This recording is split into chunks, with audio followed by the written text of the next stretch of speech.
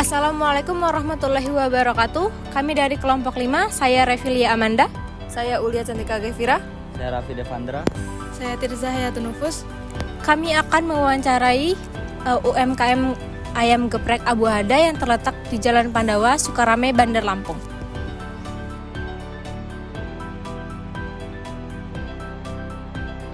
Baik Bang, perkenalkan kami dari mahasiswa UIN semester 5 Prodi Manajemen Bisnis Syariah. Kami sedang ada tugas manajemen strategi untuk wawancara UMKM. Jadi bisa kita mulai ya? Bisa. Pertanyaan pertama, siapa target pasar utama UMKM ini dan produk atau jasa apa yang jadi fokus utamanya?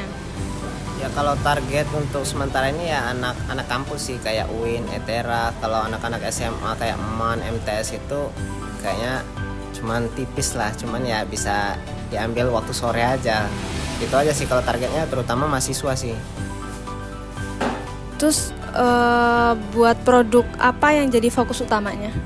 Ya kalau produk utamanya kan ini ada 3 menu sekarang ini, kayak ayam geprek, pecel lele, sama ayam bakar. Cuman yang jadi utama sekarang ini ya ayam geprek, karena untuk kita ngelolanya itu simple gitu, lebih cepat gitu. Nah sekali penggorengannya kan bisa langsung 20, 15, 25 gitu.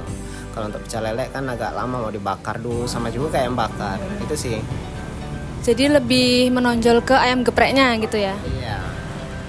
Terus selanjutnya gimana sih cara UMKM ini berkembang sejak berdiri? Misalnya lewat promosi online atau buka cabang atau kolaborasi gitu? Ya kalau untuk pertamanya ya perkembangan itu nggak semudah yang kita bayangkan sih. Kayak ngeliat yang orang udah mulai maju pesat itu nggak semudah itu. Ya terutama kayak kita dari kawan ke kawan, terus dari pasaran IG, Facebook, WA, itu semua pengaruh sih. Terutama ya dari pelayanan kita juga bisa ngaruh itu sih. Jadi lebih banyak dari promosi online atau dari mulut ke mulut? Sebenarnya dari mulut ke mulut sih, karena kan ibaratnya kayak ada yang pesan berapa, misalnya 100 kotak bisa kita nego harga, terus kita lebihin dari ST-nya, karena untuk gimana ya, pemancingnya lah hitungannya, biar dia orang itu kan oh ada keuntungan lah gitu. Itu sih. Selanjutnya, apa yang bikin UMKM ini berbeda dari pesaing lain sehingga pelanggan tuh milih produk ini gitu? Mungkin dari rasa ayam sama sambal sih, terutama di situ sih. Kalau kayak yang di sini kan ayamnya mungkin ya bisa dibilang bukan yang terlalu umuran dewasa, ayamnya masih agak muda gitu. Dan kedua sambalnya sih langsung dari ownernya langsung yang buat gitu, dari sambalnya. Itu sih. Kalau buat kayak paket-paket bundling gitu ada nggak Kak? Kalau misalkan beli 2 gratis ini kayak gitu ada nggak? Ya dulunya kalau yang kayak gitu ST sih targetnya, beli ayam gratis ST kan. Ya itu sih yang memancing para pembeli itu biar ketagihan lah itu. Pertanyaan selanjutnya itu, dari mana sih ayam geprek ini nih paling banyak dapat keuntungan? Ya kalau keuntungannya itu sebenarnya rahasia sih, cuman ya kayak gimana ya, keuntungannya itu tipis sebenarnya. Cuman kan balik lagi ke bahan sembako, kita ngimbangin di situ. Kalau bahan sembakonya naik, otomatis keuntungan kita dikit. Tapi kalau bahan sembakonya stabil, ya lumayan lah, bisa ngaji karyawan, buat makan lah, cukup lah insya Allah. Terus gimana sih caranya ngatur biar biayanya tuh biar tetap untungnya gitu? Saya rasa ya di ayamnya sih, misalnya dari harga ayam berapa, terus potongan berapa, itu. Terus pertanyaan selanjutnya itu, dari mana sih ayam geprek ini paling banyak dapat keuntungan dan gimana cara ngaturnya biar tetap untung? Secara ya sebenarnya pembukuannya ada sih, sebenarnya privasi sih kalau pembukuannya itu ada. Ya keuntungannya itu sih dari bahan-bahannya itu. Kalau lebih murah lebih untung kita. Cuman kalau dia lagi naik ya otomatis sedikit keuntungannya. Terus pertanyaan selanjutnya, bagaimana sih perjalanan perkembangan usaha selama ini dan gimana rencananya untuk kedepannya? Ya kalau dari awal yang merintis itu susah sih, udah dijelasin tadi. Cuman ya seiring berjalannya waktu ya mungkin rezeki udah ada yang ngatur dari Allah. Ya alhamdulillah sih masih sampai sekarang berjalan dengan lancar. Ya Gimana rencana untuk kedepannya? rencana untuk kedepannya ya mungkin bisa dari nambah menu, kayak menu-menu apa es buah, apa jus, biar makin rame lah, apa bakar-bakaran gitu kayak bakso bakar, itu aja sih. Maaf sebelumnya, kakaknya namanya siapa? Tri aja.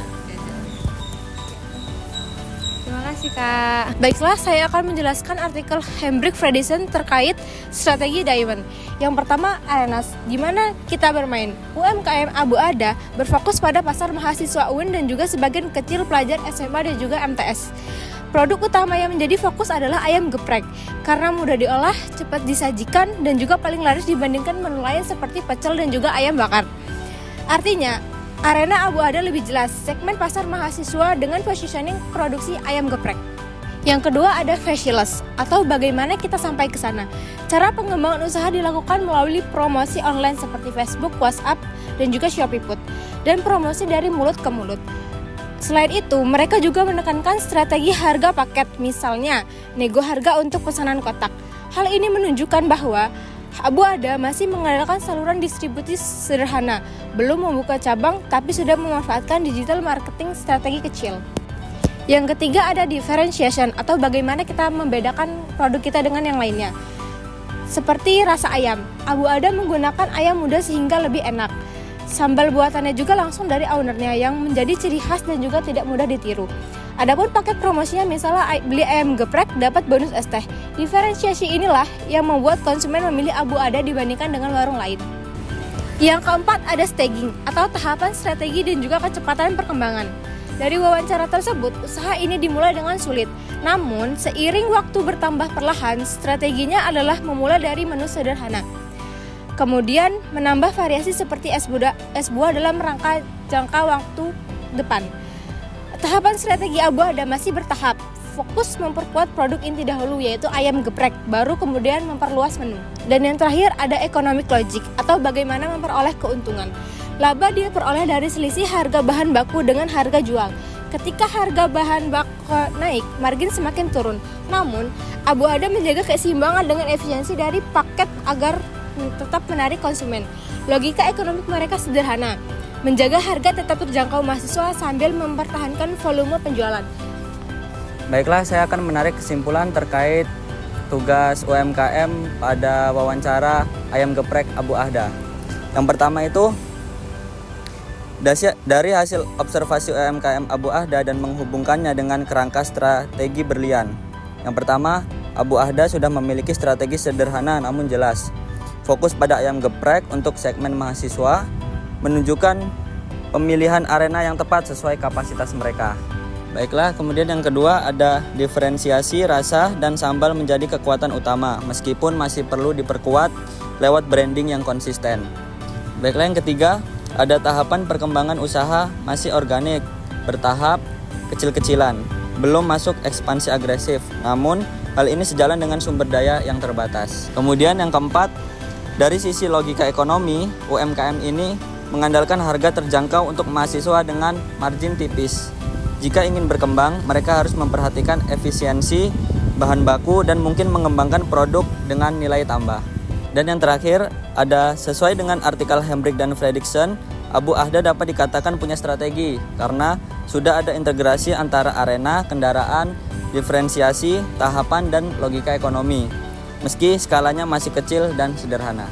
Demikianlah penjelasan dan kesimpulan implementasi artikel Hendrik Fredriksen terkait ayam geprek Abu Ada yang terletak di Jalan Pandawa, Sukarlame, Bandar Lampung.